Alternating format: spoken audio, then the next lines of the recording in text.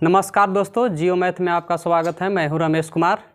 आज हम सिखाएंगे आप लोग को सरलीकरण के बारे में।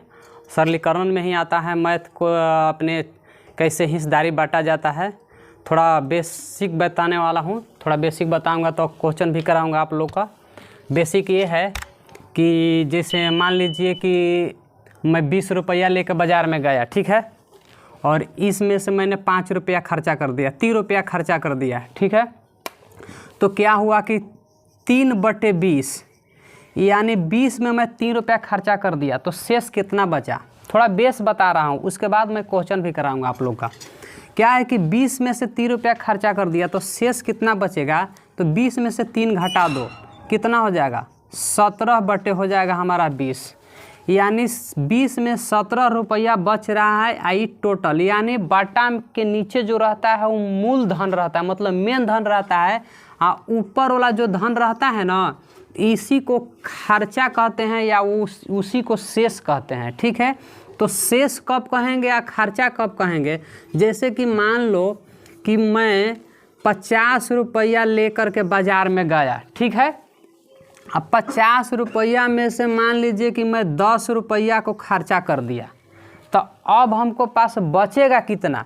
तो सीधा सीधा हम लोग जानते हैं कि 50 में से 10 घटा देंगे 40। उससे ना अगर बट्टा में रहेगा तो कैसे बताएंगे। तो मान लीजिए कि 50 में से ई मेन धन है 50 रुपया, इसमें से मैंने 10 रुपया खर्चा कर दिए, तो ऊपर हो गया कितना 10। अगर ये बट्टा के रूप में रहे और कोई पूछे कि 50 में से 10 खर्चा कर दिया तो शेष कितना बचेगा, तो क्या करेंगे कि 50 में से 10 यानी नीचे में से ऊपर घटाएंगे तो कितना बचेगा हमारा 40 ऊपर, और नीचे कितना बच जाएगा 50, यानी हमारा 40 रुपया बच रहा है 50 रुपया में से। ये मेन धन होता है और ऊपर वाला रहता है खर्चा, और जब घटा दोगे तो निकल जाएगा शेष। तो ये हो गया आप शेष, यानी 50 रुपया में से 40 रुपया हमारा जेब में अभी बच रहा है, ठीक है। जैसे ले लो कि 1/3, तो ये मेन धन है, ये खर्चा है, मतलब 3 रुपया में से 1 रुपया खर्चा कर दिया। तो अब हमको पास हमारा जेब में कितना बच रहा है, तो 3 में से 1 घटा दो तो कितना हो गया 2/3। अब 3 रुपया में से 2 रुपया हमारा जेब में अभी बच रहा है। हमको कहने का मतलब ये है, समझाने में ये जा रहा हूँ, इसी टाइप का मैं अभी क्वेश्चन कराऊंगा, ठीक है। जैसे क्वेश्चन में क्या कहता है, क्वेश्चन में आप लोग को कह रहा है एक व्यक्ति ने अपनी संपत्ति का 1/4 भाग अपने पुत्री को दिया और 1/2 अपने पुत्र को दे दिया और 1/5 भाग दान कर दिया। तदनुसार उसने कुल कितना भाग दिया। मतलब संपत्ति का बटा करके दे दिया तो बताता है कि कितना कितना भाग का कर दिया। तो अपने संपत्ति का कितना पुत्री को दिया 1/4 भाग। ए हो गया उसका बेटी यानी पुत्री के दे रहा है कितना 1/4 भाग, पुत्री को 1/4 भाग, ठीक है। कहता है कि 1/2 भाग अपने पुत्र को दे दिया, पुत्र को यानी बेटा को दे दिया कितना 1/2 भाग, 1/2 भाग दे दिया, ठीक है। उसके बाद कहता है कि 1/5 भाग दान कर दिया, मतलब कुछ में दान कर दिया। दान कितना किया भाई, दान में दे दिया कितना 1/5, दान में दे दिया है वो 1/5 भाग, दान में दिया 1/5 भाग, पुत्री को दिया इतना, पुत्र को दिया इतना। तो लास्ट में क्वेश्चन कहता है कि कुल कितना भाग दे दिया, मतलब टोटल धन कितना दे दिया, अपना संपत्ति का कितना दे दिया। तो ये सब देने ही वाला है, तो क्या करेंगे सबको जोड़ देंगे 1/4 भाग प्लस 1/2 प्लस 1/5, इस सब को हम क्या करेंगे एलसीएम ले लेंगे। कितना हो जाएगा एलसीएम हमारा, कितना हो जाएगा 20, 4 बचे तो 5 से ठीक ऊपर में गुना कर देंगे 5 प्लस ये भिन्न का जोड़ हो गया, जो हम लोग भिन्न का जोड़ घटाव बनाते हैं। अब 2 से इसमें भाग करो तो 10 बार में कट जाएगा, 10 से ऊपर में गुना तो कितना हो जाएगा 10, जोड़ 5 से फिर इसमें तो 5 के 20 यानी 4, तो 1 में कितना हुआ 4, ठीक है।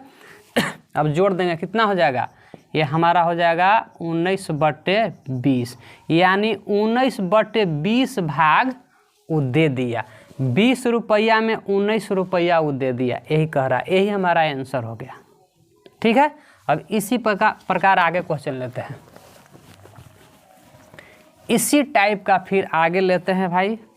आगे क्या कहता है, विकास अपने मासिक आय का 2/5 भाग किराए पर एवं तत्पश्चात शेष आय का 3/4 भाग अन्य मदों पर खर्च करता है।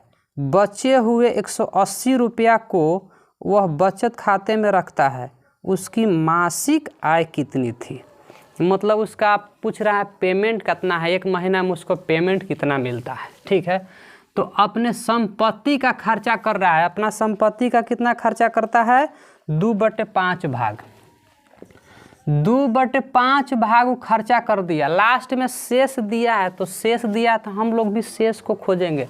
2/5 भाग का किया, खर्चा कर दिया है, तो शेष कितना हमारा बच जाएगा? इतना खर्चा किया है तो शेष, तो 5 रुपया में से 2 रुपया खर्चा कर दिया, कितना बच गया?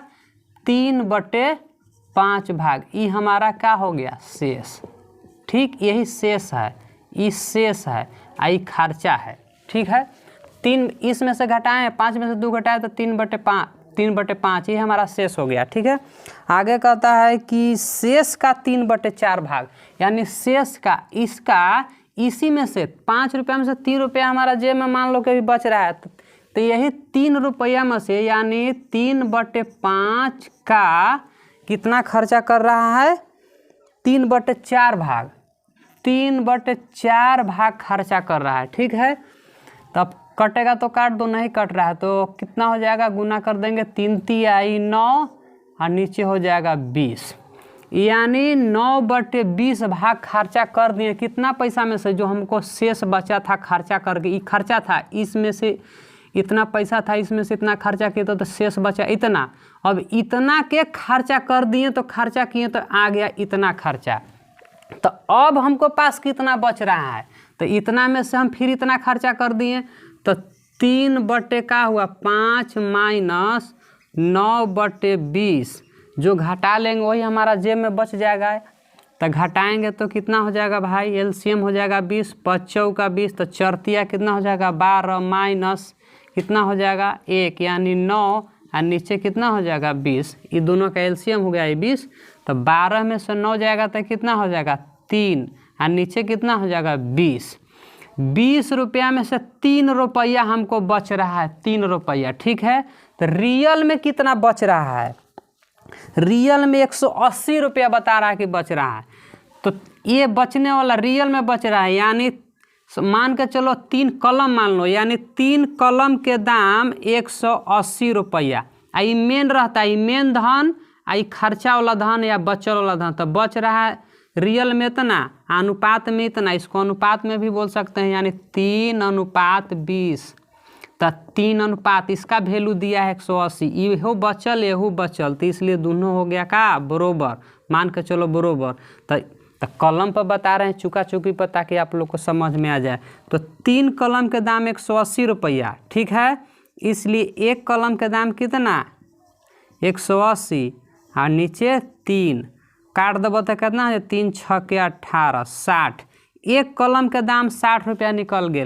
तो कितना कलम के? मेन यही है, यानी 20 कलम के। तो 20 एकरे में गुना कर दो 20, तो कितना हो जाए? 6 दूनी 1200। यही हो गया आंसर। मासिक आय उसका महीना पेमेंट 1200 था। ठीक है,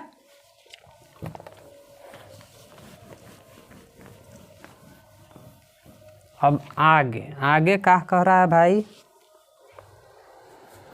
अगला क्वेश्चन कहता है कि एक आदमी अपने राशि का 1/3 भाग कपड़ा पर, ठीक है, यानी 1/3 भाग कपड़ा पर खर्चा कर रहा है। ठीक है, आगे क्या कहता है? शेष का 1/3 भाग तो खर्चा कर ले, 1/3, तो शेष कितना बच जाएगा हो? शेष हमारा बच जाएगा, शेष बच जाएगा कितना? 3 रुपया में से 1 रुपया खर्चा कर दिए, यानी 2/3 हमारा यही शेष हो गया। ठीक है, अब इसी को खर्चा कर रहा है कितना में? कर रहा है कि 1/5 भाग खर्चा कर रहा है, यानी 2/3 का 1/5 भाग खर्चा कर दे रहा है।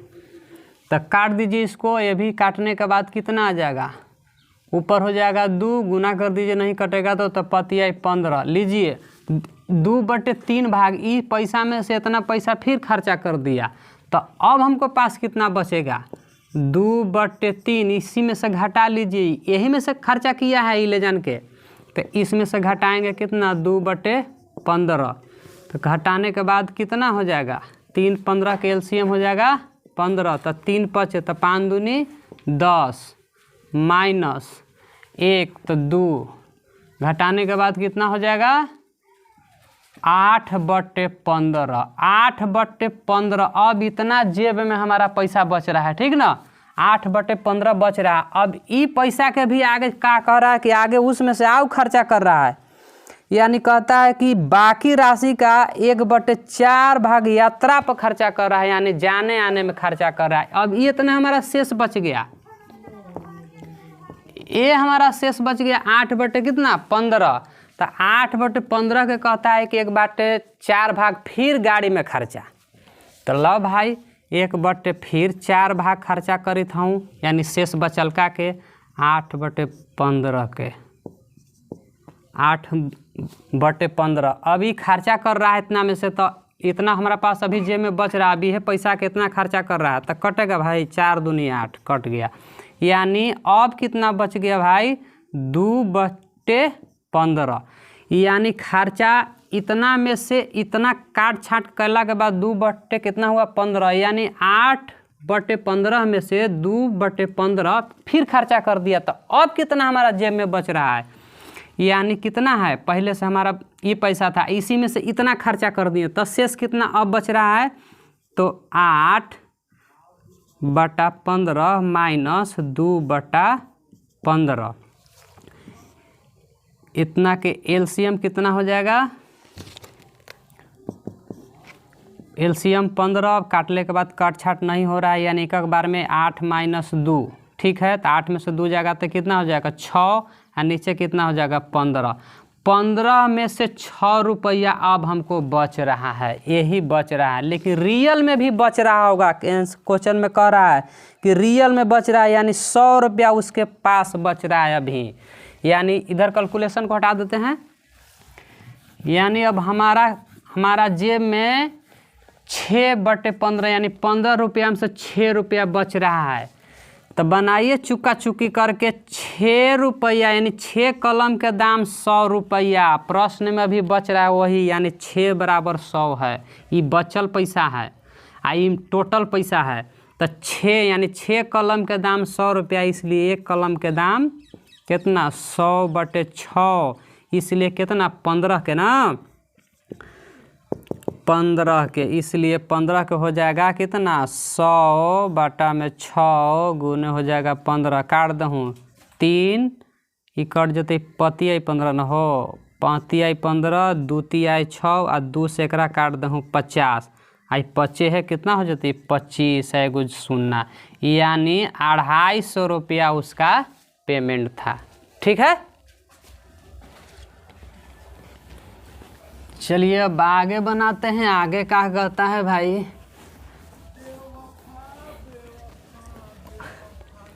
अगला क्वेश्चन क्या कह रहा है, आगे कहता है कि एक व्यक्ति 8600 रुपया को 5 पुत्र 4 पुत्रियों तथा 2 भतीजों में बांटता है। अरे भाई बंटवारा वाला क्वेश्चन ही हो, यदि प्रत्येक पुत्री को प्रत्येक भतीजे से 4 गुने अधिक तथा प्रत्येक पुत्र को प्रत्येक भतीजे से 5 गुने अधिक रुपये मिलते हैं तो प्रत्येक पुत्र को कितने रुपये मिले, यानी 5 लड़कवन के कितना पैसा मिलल। टोटल संपत्ति कितना कहता है, टोटल उसके पास है कितना 8600 रुपया, एगो कोई आदमी है बेचारा ओकरा पास 8600 है, ओकरा में से कहता है कि एगो लड़कवा के 20 से बेटा समझ है लोग, 20 से बेटा आ 1 ई भेल तो ई पुत्री आ पुत्र ई बेटा हो गई न हो। आप पुत्रे आओ कुछ कह कि 4 पुत्री, तो एक पुत्री आ फिर एक भतीजा। प्रत्येक के बोला है, प्रत्येक मतलब एक, तो बोलता है कि प्रत्येक भतीजी से प्रत्येक पुत्र के 4 गुना, यानी 4 अधिक देता है, 4 गुना देता है। तो इसको दिया 4 गुना, तो इसको दिया 1, अनुपात में निकाल दे रहे हैं। यानी इसको 1 रुपया देता है तो इसको 4 रुपया देता है। आगे कुछ क्या कहता है, आगे कहता है कि प्रत्येक भतीजे से, यानी फिर भतीजवा से क्या कहता है कि 5 गुने अधिक रुपये देता है। कितना? प्रत्येक पुत्र के, यानी इसको दे रहा है, यानी इसको 1 रुपया, तब पुत्री के 4 रुपया, अब बेटवा के कितना दे रहा है, यानी पुत्र कितना दे रहा है 5 रुपया। मैंने एगो के बताऊँ कितना दूरंग के काम करी थी, भतीजा गुने 1 रुपया और बेटा गुने ज़्यादा। तो देखूँ तो एगो के 5, एगो के 4, फिर भतीजवा के 1, यानी 1 रुपया का 4 रुपया देते। लेकिन कहता है कि 5 गुना, अगर लड़कवा कितना है रियल में, कितना लड़का है रियल में भाई, 5 पुत्र है। ये तो 5 फर्स्ट स्टेप में इतना बता रहा है। लेकिन दूसरा स्टेप में क्या कहता है कि 5 पुत्र है और उसका 4 पुत्री है और 2 भतीजा है। 2 गो नहीं हो, प्रत्येक पुत्र, हाँ 2 भतीजा 4 पुत्री 5 बेटा। तो कहता है कि प्रत्येक के, तो एगो के 5 रुपया, तो 5 गो के कितना देते 25 रुपया, 1 पुत्री के 4 रुपया, तो 4 पुत्री के कितना 4 चौके 16 रुपया, 1 भतीजा के 1 रुपया, तो 2 भतीजा के 2 रुपया। ई नया आ गया ये अनुपात। अब इहे इतना अनुपात के बराबर इतना दिया है, यानी इतना बराबर इस सब के जोड़ द, इतना बराबर दिलवा है कितना 8600 रुपया दिया है। ठीक है, अब सबको जोड़िए, 2 6 2 8, 8 5 13 के कितना हो जाएगा 3, 1 1 2 1 3 और 1 4, कितना हुआ 43। टोटल हमारा 43 अनुपात, मान लो जो 43 रुपया, तो 43 रुपया के वैल्यू दिले है कितना 8600। इसलिए 1 के कितना 8600 बटा में 43, 43 दूनी 86, कै बार में कट जाती हो 200।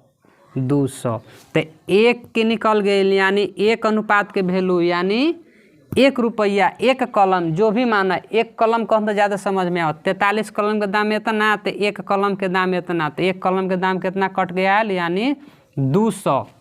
क्वेश्चन में कहता है कि प्रत्येक पुत्र के, तो प्रत्येक पुत्र तक उसके पास पुत्र कितना था 5 ना, यानी प्रत्येक पुत्र के, यानी 1 पुत्र का कहता है कि, तो 1 पुत्र के रियल में आया कितना 200, 1 अनुपात में 200, तो 1 पुत्र का अनुपात रियल में कितना था अनुपात 5 अनुपात, तो 5 अनुपात, तो 5 में गुना कर दूँ कितना कहते 200 गुने 5, तो 5 दूनी 10, 1000। समझ में नहीं आया होगा, मैं समझ रहा हूँ। टोटल यानी ये 1 लड़का है, यानी 1 पुत्र के, यानी प्रत्येक का कहता था कि 5 देंगे, तब प्रत्येक के 5 रुपया।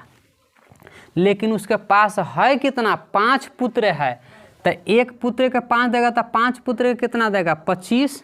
इसी तरह 1 पुत्र के 4, तो 4 पुत्री को कितना 4 चौके 16, 1 भतीजा के 1 रुपया, तो 2 भतीजा के 2 रुपया, तो 2 रुपया 16 रुपया 25 रुपया, सब के बराबर इतना रुपया। तो 1 के निकाल, वही 43 अनुपात बराबर इतना, इसलिए 1 अनुपात बराबर था। 1 अनुपात के वैल्यू निकल गए, तो रियल में क्या कहता था कि तो 5 अनुपात, उसके पास 5 पुत्र था ना, 5 बेटा ना, तो 5 को, यानी प्रत्येक का पूछ रहा है, तो 1 का वैल्यू ई है, 1 पुत्री के वैल्यू ई, 1 भतीजा के वैल्यू ई, तो 1 बेटा का अनुपात 5, तो 1 अनुपात के वैल्यू 200, तो 5 अनुपात के वैल्यू कितना 5 दूनी 10, 1000। यही आपका आंसर हो गया। ठीक है, आगे इसी तरह से आप लोग का क्वेश्चन कराते रहेंगे। मेरा वीडियो को सब्सक्राइब, लाइक और बेल आइकन घंटी ज़रूर दबाइएगा आप लोग। और आप लोग को जैसा वीडियो लगे उस तरह से आप लोग कमेंट जरूर कीजिएगा भाई लोग। मेरा जियो मैथ है, नया चैनल है, मैं नए चैनल निकाला हूँ और उस चैनल पर आप लोग का सपोर्ट का ज़रूरत है। थैंक यू भाई लोग, धन्यवाद।